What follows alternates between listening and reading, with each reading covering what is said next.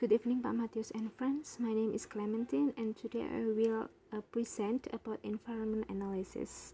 And here is the outline. There are 6 topics that I will talk to you today, and the first is introduction, and then one example of environment analysis. Next is environment constraints and how to understand the constraints, and then here is another example of the constraints, which is about the time, and the last is steps in analyzing our environment to find the constraints. And then let's go to the first topic, which is introduction. So what is environment analysis? Environment analysis means we analyze our environment to find the factors that will influence our decision in considering or in designing the goals of the course, and then the content of the course, or what to include in the course, and how to teach and assess it. Environment analysis can also ensure whether the course will be usable. So for example, if the material requires such a sophisticated technology but actually the school does not have it, it means that the material cannot be used in that school. And in this case, there are 3 factors, which are learners, teachers, and situation. However, actually within these 3 factors, we actually have a lot of factors. As an example, if we are talking about the learners, then we can talk about their level, about their cultural background, about their experiences in using the target language. And if we are talking about the teachers, then we can talk about the skills, we can talk about how the teacher designed the materials and other things. And then because we have a lot of factors, then it is important for us as curriculum designer to evaluate, to choose which factors are the most important.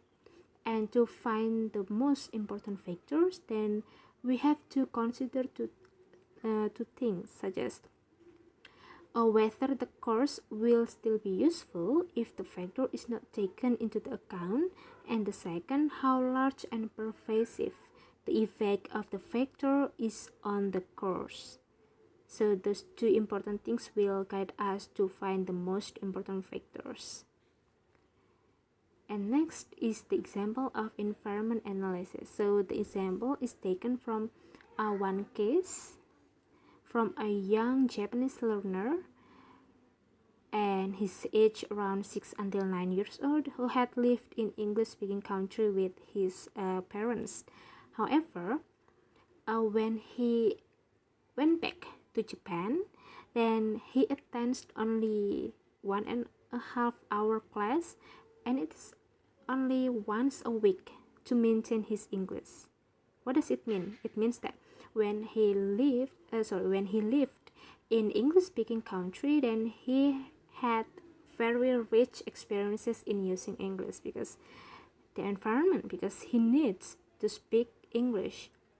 However, when he went back to Japan, then he could speak Japanese with his friends, and then with his relatives, and also in schools, because he only has one class for 1.5 hour in once a week. And because of the situation, because his situation has changed, so we can see the important constraints such as limited class time and contact time with English, and then a drop in learner interest in learning English. So because he does not use English frequently in Japan, then he may be lack of interest in using English, in learning English, in developing his skills in English. As a result, then we can see the effects on curriculum design. We have to take the parents' role. We have to ask the parents to give extra contact using English so that this boy still uses English frequently, even though now he is living in Japan. And then we have to give fun activities, and we can also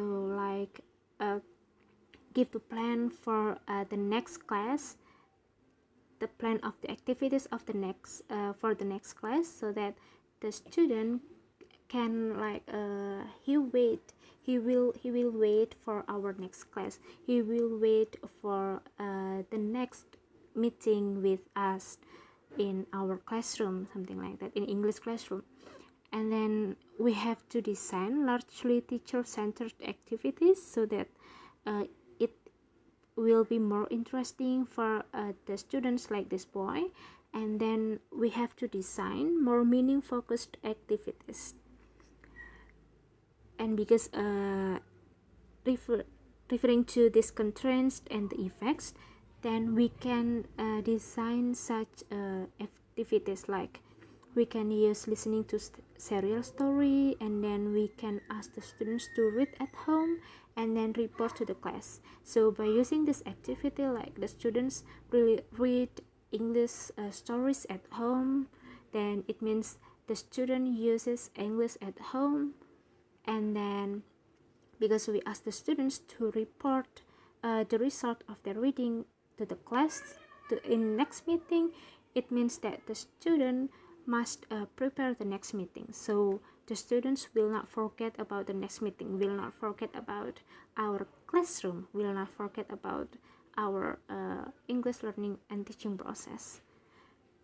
And other activities such as writing to be published or read aloud, and then playing video games or speaking, listening games in English. And we can also ask the students to produce a play. Here, like they will practice with his friends, they will use English outside the classroom with his friends. So the students may be not a lack of interest in using English, because the students may see that English is still useful even they are not living in English speaking country anymore. And it is important for us to note that important constraints must not be avoided, because when we avoid those constraints, then it means we just let our students lack his interest. Like, okay, I don't care about these constraints, I do not want to tell about the constraints, then my students will lack of his interest and he will not develop anything in my classroom, and it's very bad. And then this is environment constraints. So I will just show you that we have actually a guideline for us if we want to analyze our environment.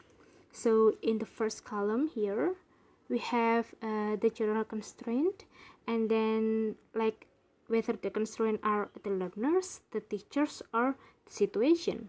And then for the second column, we have the particular constraints. So for the learners themselves, we can analyze other things, and related to the teachers, we can analyze like other things also. And for the situation, we have other factors to analyze. And the last column, we can see the effects of the general constraint and the particular constraints. And we can see here that the guidelines are written in questions. So if we want to analyze our environment, we can answer these questions. Like we can write a descriptive, or we can like write a narrative text about our environment by answering these questions. Okay, next, understanding the constraints. Then how can we understand our constraint? We have the guideline, but how we understand it? Okay, so in order to understand the constraint, then we can do two things. Like we really examine our environment, your environment where you are working in, and then we can read, we can learn from previous research on the constraint. And here are some major constraints investigated by research. We can see, or we can find the research talking about the constraint of time, about cultural background, and the effect of the first language on language learning, and special purposes. Remember two things: examine the environment the real environment to find the constraint, to really find the constraint, and then read previous research about the constraint that we have already found. And here is one example about the constraint which is related to class size.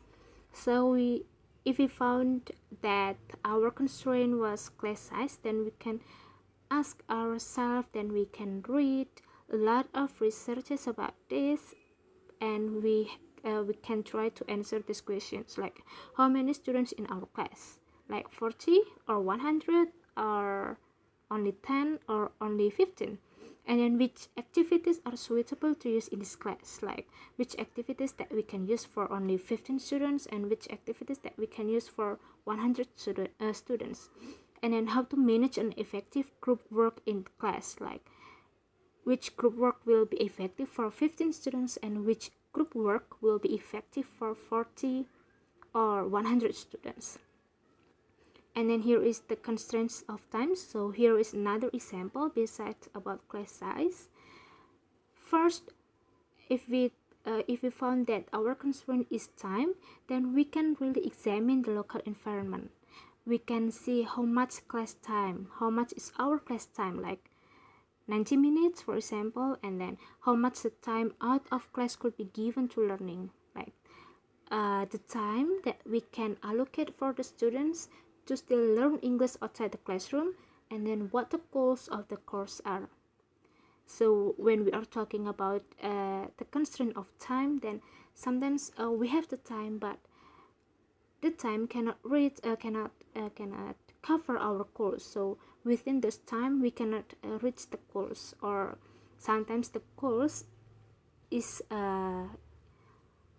too small for the time. So like we can actually add other course so that the time can be very effective for us as the learners and for the students.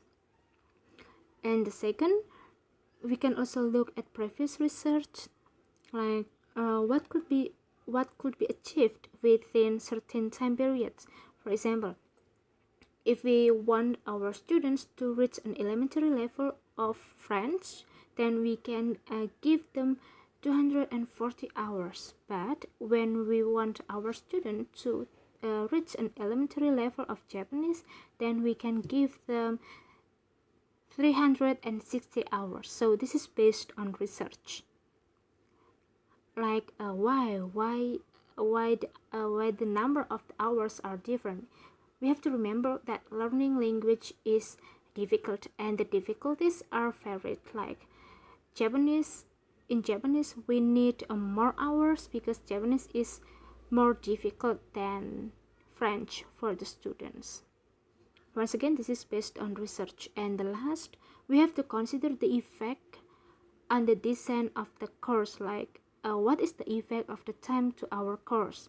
For example, here we can do two things. The first, we can work within the constraint, so we can limit the goals. And how do we limit the goals?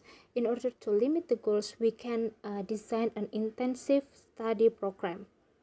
So we really pack a program within our time allocation, and we also can still cover the goals that we need, but it is intensive, so it's very we really make it compact. And then we can also overcome the constraint.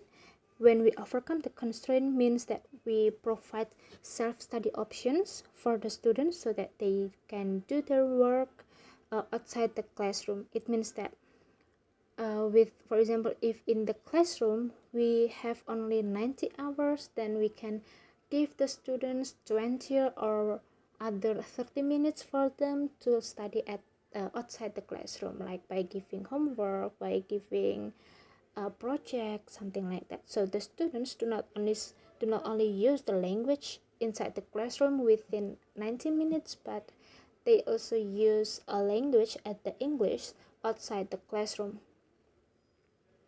And here are the steps in environment analysis. So there are 5 steps. If we want to analyze our environment to find the factors that will influence us, or that will be influential, or that will be constrained in our process of designing course or material or curriculum, then here are the steps. Like, first we have to brainstorm, and then we have to consider the range of environment factors that will affect the course. What are they? So we have to write a list about this. We have to brainstorm, we have to write the list, we have to really examine our environment to find these constraints.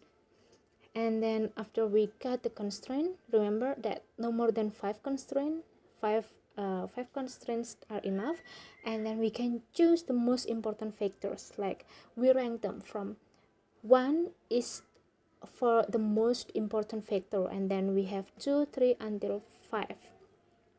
And after we give the rank, then we can decide what information needed to take account of the factors. Like, we can study from research, we can read book about this, and then we can find other informations from journal, literatures, and other things.